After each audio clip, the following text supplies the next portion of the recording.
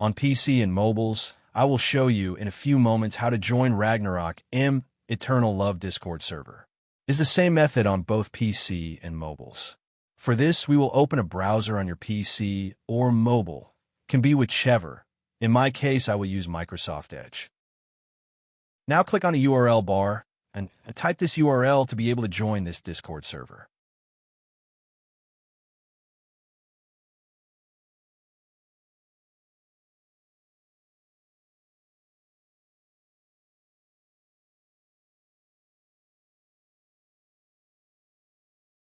Doing this will automatically start your Discord application if you have it installed.